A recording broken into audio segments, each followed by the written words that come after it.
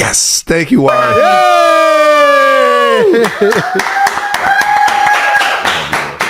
Tay, thank you so much for hopping on. Oh my gosh. All right. Thank you so much for hopping on. Oh God. Where to go from here? I went. There was confetti all over it. Oh, this is like when the cats taste something that they're confused by. This is my favorite impression he does. It's the cat ate something, it doesn't know what it is. That gets me every time. Fucking gets me every time, man. I will laugh at that. I will fall off the couch laughing at that if he'll do it We had gone on a double date, but that it was at home. There was a little bit of confusion because that meal at home was like a private dinner. It says that we're family. I didn't know what you were told, but I did know that one of the first things I saw was like, you say to Kylie, I was just shotgunning beers with the Bills Mafia, and I really want to go through one of the fire tables. Yep. I want to jump through it. I want to jump onto the flaming table. And she goes, okay, can we not do that right now? Yeah, guy. And since then, I've heard her say that exact thing to your 4-year-old about like, mommy, I want to throw this pudding on the wall. Wouldn't that be fun? Can we not do it right now? That's a common phrase for. And so I meet you. You're exactly as I thought you would be. Kylie is exactly as I thought she would be. Just like the realest, the smartest, the coolest. You're fantastic. Obviously, you know that. And then I swear to God, Jason, you flew through the window at light speed. I've never seen someone so big move so fast. It's impressive. It's like, you know when you see a cricket and it's here? Yeah. And then it's gone and it's 16 feet that way. You're like, did it just jump up that way? How did it do that? And he gets more athletic the more beers. I mean, it's real. It was wild. I really should have played in the NFL drunk. I think it would have been better. You know what? At this point, I would never argue with that. And all of a sudden, like, you're out there in the snow. You're handing me children through the window. Like, I was trying to. That was fully not my best moment. It was. And like, I think it actually was. And I'm She's really like, grateful. Taylor. I was like, you want to see Taylor? I got you. Let's go. We're going. Whose kid is that, Jason? Do you know where this kid came from? But yeah, it was. I think it was your best moment, and I think I'm very lucky to have gotten to see it. You don't know what numerology is, Jason? I'm assuming something with numbers. Yeah, like I'm 87 and she's 13. Yeah, literally, it's that simple. Just numbers. And 100. Yeah, 13 plus 87 equals 100. That's numerology. All right, now, how do you feel about Jason telling his kids that cats are poisonous? It was actually really a great challenge because as soon as I got the kids around the cats, it was my goal to prove to them that they weren't poisonous. And there's no better way to prove that than to just hand them Benjamin, my ragdoll cat, who lets humans hold him like he's a baby. And I mean, like, my favorite thing ever is just like when Benny will come up to me and just go, I find Benjamin. I find him. And she's just like over there, just like laying with him and petting him and holding him. And the cats are so good with kids. They're like they're just like, Meredith is here. I'm like, yep. And you know what? She didn't bite you at all, did she? No, she didn't. And if she did bite you, she wouldn't be poisonous. So like, that's not what our dad said. I'm like, well, I heard you're getting a cat. Ooh. I heard this from a very well-placed source. I will neither confirm nor deny. We'll see if you're getting like a proper cat. Yeah. You're getting like a cat that chases mice. What I have are not that. Yes. I think they sit around. There's a chance there's a happy medium. There's a chance I've been talked into a barn cat that does not go inside, that will survive off of rodents in the field. Those girls are going to be sneaking that cat into their beds. There's no way that cat. I will say this is why I lie to my kids, though, I want them to be able to be critical thinkers. They need to realize it's absurd to think this. And you handing them Benjamin and then walking them through critical thinking ability, now all of a sudden they won't believe something that every moron tells them on the internet, right? Yeah, it was really like, I know it wasn't helpful for you, but it really, like, it was helpful for me. My allergies are going to be in severe... I think you might be, I don't even know if the allergies are a thing, Jason. I think you just I've had an allergy test, Taylor. I've had an allergy test. Oh, yeah, they tell you everything. Allegedly. I'd like to see a copy of it. Fair enough. It's just, I think that you just like maybe don't like. I think some cats I get down with. I always liked Flash growing up, the cat that we had. What did you think of my 3 cats? My 3 perfect. Well, the only one angels. that would go near me was Benjamin. Yeah, because the other 2 can sense that you had resting cat hatred. Hair face. That might be it. All right. If you had to choose. Taylor Swift thrilled fans on Wednesday as she opened up with raw honesty about the wild romantic way her love story with Travis Kelce first began. The 35-year-old superstar made her debut on her boyfriend's 35-year-old New Heights podcast, recalling how Travis captured her attention when he attended her Eras tour concert in July 2023.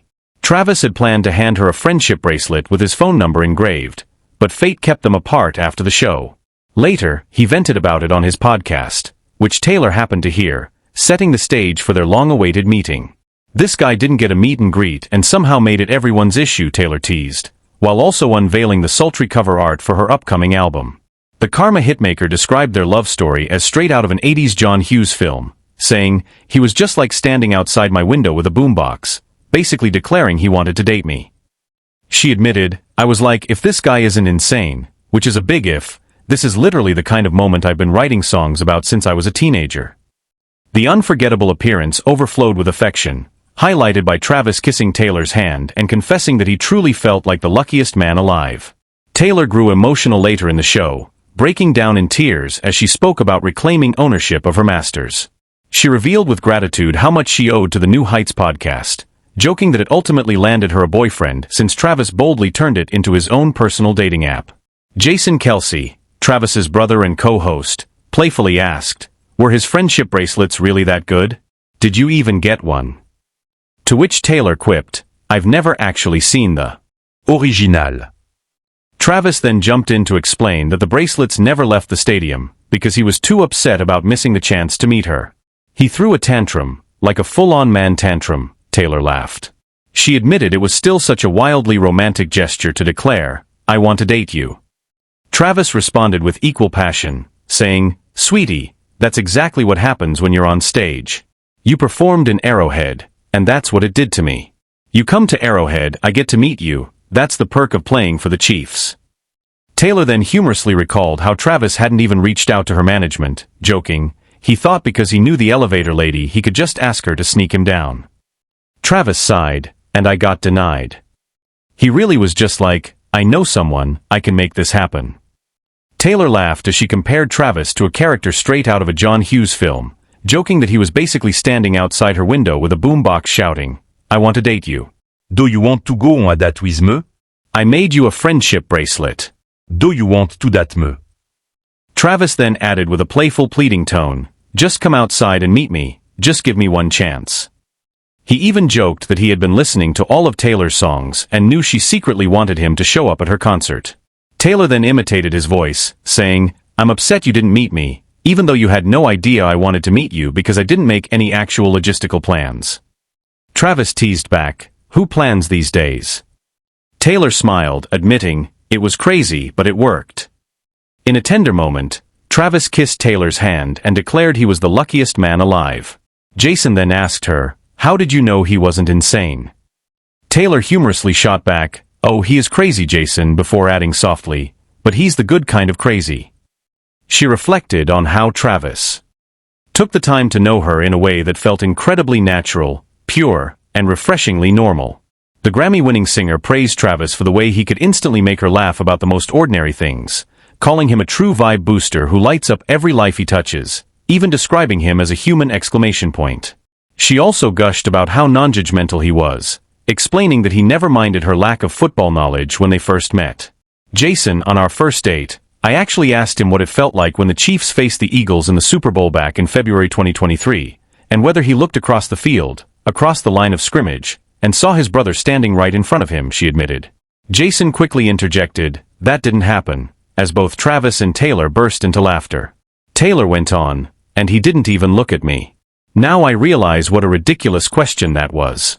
He calmly explained, "Actually, I'm on the offense, and my brother is on the offense too, so the only time I'd be on the field with him would be against the defense. Not everyone plays at once."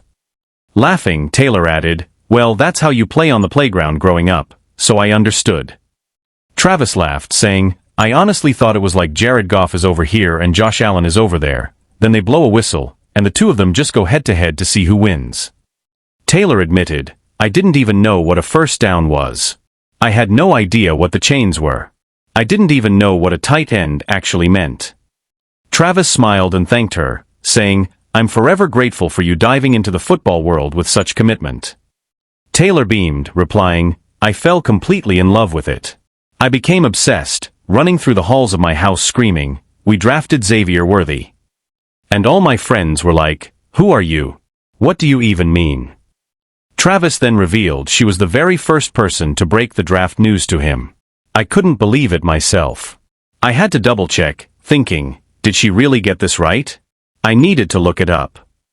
Throughout the podcast, the couple held hands tenderly, with Travis often stroking hers, their PDA impossible to miss. At one point, Travis looked amazed when Taylor casually used the word fortuitous, confessing how much he loves it when she drops big words. Taylor affectionately turned to him and teased, "You actually know what those words mean," before softly taking his chin in her hand and whispering, "You're so handsome." A tender moment that melted fans instantly. At another point, Travis admitted with emotion that Taylor makes him a better man. He expressed deep gratitude for the Eras tour, explaining that it's what brought her into his life, confessing how captivated and mesmerized he had been, leaving the show with nothing but a burning desire to finally meet her. "You see you on stage, and you see how you can electrify an entire stadium, but then I get you alone in a room and it feels like I've known you forever. It was the easiest, most fun conversation I've ever had. It completely knocked my socks off." Taylor smiled and responded warmly, "Thank you. I felt the exact same way about you." Travis sweetly continued, "I've never experienced anything so magical, mesmerizing on stage, yet so real and beautiful in person." Taylor reflected on the vacations and adventures they shared during breaks in her tour, while Travis noted how much fun it's been to watch her embrace home life now. Taylor listed her hobbies, like baking, as Travis proudly declared, "I'm the luckiest man alive." Travis proudly bragged about Taylor's incredible sourdough bread, revealing she even sent some to him while he was away at training camp. Later in the podcast, emotions ran high as Taylor broke down in tears while sharing the painful years-long battle to reclaim ownership of her masters. With over 1 million fans tuned in live, she recounted how Travis had been casually playing video games when she told him she had finally secured the rights. Even he put his headset down and began to cry. Swift revealed she had sent her mother and brother to Los Angeles to negotiate directly with Shamrock Capital on her behalf. "He was gaming, and I said, 'I got my music back.' Suddenly I was sobbing so hard, I couldn't breathe. It changed my life," she admitted. The power couple first went public with their romance at an NFL game in September 2023, and their love story has continued to captivate the world. As the podcast aired, Taylor announced her highly anticipated new album, Life of a Showgirl, set to release October 3rd. She revealed she produced the project with Max Martin and Shellback, also unveiling the 12-song tracklist featuring a collaboration with Sabrina Carpenter.